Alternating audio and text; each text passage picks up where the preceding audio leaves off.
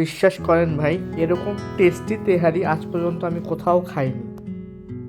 অনার্সের পরীক্ষা ফেল দিয়ে তেহারিটা করেছি।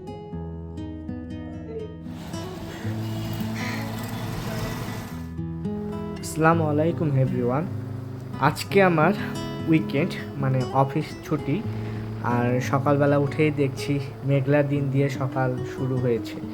তো সেজন্য মনে হলো যে খিচুড়ি খাওয়া বেস্ট হবে। তবে শুনেছি পার্বতীপুরের মামা ভাগিনা হোটেল অ্যান্ড রেস্টুরেন্টের তেহারিটা নাকি অনেক জোস। তো ভালো মন্দ খাওয়ার হিসাব আমি পরে বলতে পারবো। তো যেই চিন্তা করলাম আর সেই অ্যাকশনে গেলাম, মানে সৈয়দপুর থেকে পার্বতীপুরের দিকে রওনা হয়ে গেলাম। অলরেডি পার্বতীপুর, যেটা ইপিজেড বলা হয়, যেখানে 3টা কোম্পানি রয়েছে, সেই ইপিজেডটা পার করছি।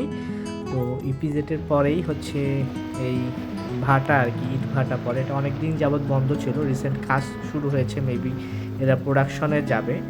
আর সামনে যেটা দেখছেন পার্বতীপুর কেলোকা, যেটা সৈয়দপুরবাসী এবং পার্বতীপুরবাসী সবার খুব পছন্দের একটি জায়গা, বিশেষ করে ফটোগ্রাফি করার জন্য। ঈদের সময় সব পোলাপান ক্রেজি হয়ে যায় এবং এখানে গিয়ে ফটোশ্যুট করে। এবং এই মুহূর্তে আমরা হচ্ছে হক সাহেবের আম বাগান পার করছি। যতদূর জানি পার্বতীপুর কেলোকার আশেপাশে যতগুলো আমের গাছ আছে সবগুলোই হচ্ছে হক সাহেবের লিজ নেওয়া। প্রত্যেকটি গাছে এখন যেহেতু সিজন, প্রচুর আম ধরেছে। আর এটা হচ্ছে চিরচেনা পার্বতীপুর শহরের শুরু, যেটা 4 মাথা মোড়, মানে 4টা রাস্তা 4 দিকে গিয়েছে। সেই 4 মাথা মোড় এখন আমরা অতিক্রম করে মামা ভাগিনা হোটেল অ্যান্ড রেস্টুরেন্টে খুব কাছাকাছি চলে এসেছি। মামা ভাগিনা হোটেলের কাছাকাছি এই টার্নিংটা পড়ে, যার বাঁ দিকে হচ্ছে বদরগঞ্জ চলে গিয়েছে এবং সোজা হচ্ছে ফুলবাড়ি। তো আমরা অলরেডি মামা ভাগিনা হোটেল প্রবেশ করেছি। এখন গ্যারেজে হচ্ছে বাইক পার্ক করব।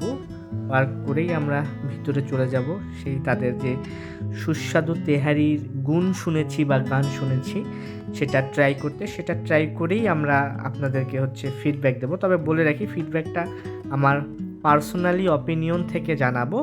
আপনারাও এসে টেস্ট করে আপনাদের মতামত কমেন্টে জানাবেন। তবে একটা কথা বিশ্বাস করি, যে জিনিসটা ভালো সেটা অন অ্যাভারেজ সবাই ভালো বলে, আর যে জিনিসটা খারাপ সেটা কিন্তু অন অ্যাভারেজ সবাই খারাপ বলে।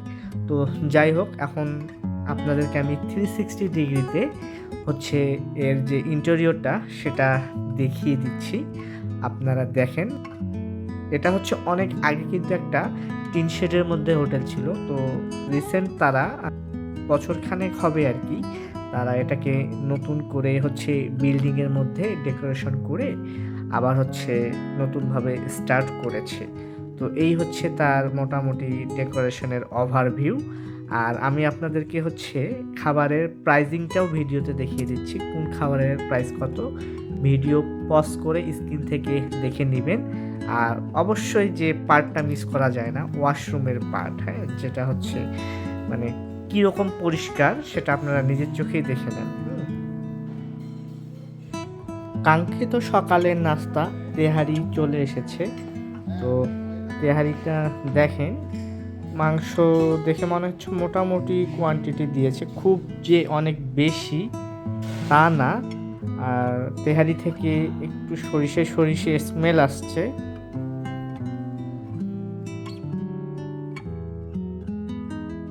টেস্ট কেমন?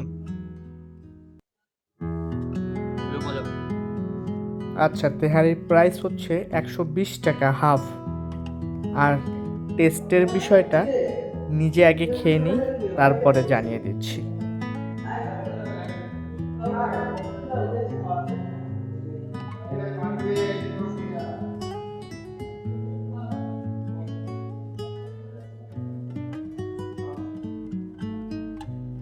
অনার্সের পরীক্ষা ফেল দিয়ে তেহারিটা করেছি।